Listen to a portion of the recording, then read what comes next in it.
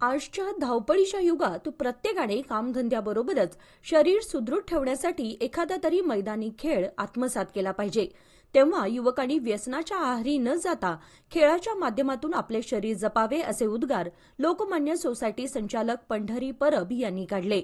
Lokmanya cooperative society आयोजित Lokmanya premier league आंतरविभागीय cricket स्पर्धेच्या उद्घाटन प्रसंगी ते बोलत होते। या प्रसंगी गजानन धामणेकर, पंढरी परब, सुबोध गावडे, अजित गरगट्टी यांच्या हस्ते मैदान पूजन झाले।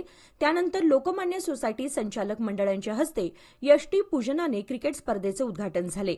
लोकमान्य प्रीमियर लीग आंतरविभागीय क्रिकेट स्पर्धा आज बुधवार दिनांक 25 डिसेंबर ते 28 डिसेंबर दरम्यान एसकेई प्लॅटिनम ज्युबिली मैदानावर होत आहे। सदर स्पर्धेमध्ये 12 संघांचा सहभाग असून अ गटामध्ये पुणे, मडगाव, तरुण भारत गोवा, ब गटामध्ये मुंबई, कोल्हापूर व मॅनेजमेंट, सी गटामध्ये रत्नागिरी, सांगली, तरुण भारत बेळगाव, सावंतवाडी, डी गटामध्ये बेळगाव, कॉर्पोरेट व म्हापसा आदी संघांना विभागण्यात आले।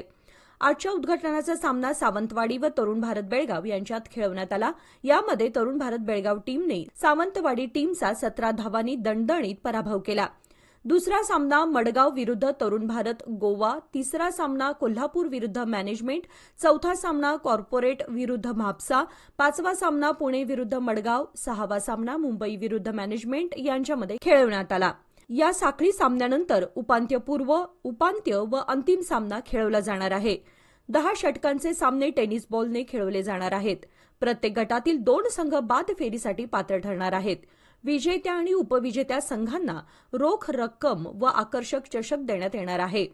उत्कृष्ट फलंदाज, उत्कृष्ट गोलंदाज, उत्कृष्ट क्षेत्ररक्षक, उगवता खेळाडू, मालिकावीर अशी वैयक्तिक बक्षिसे देण्यात येणार आहेत।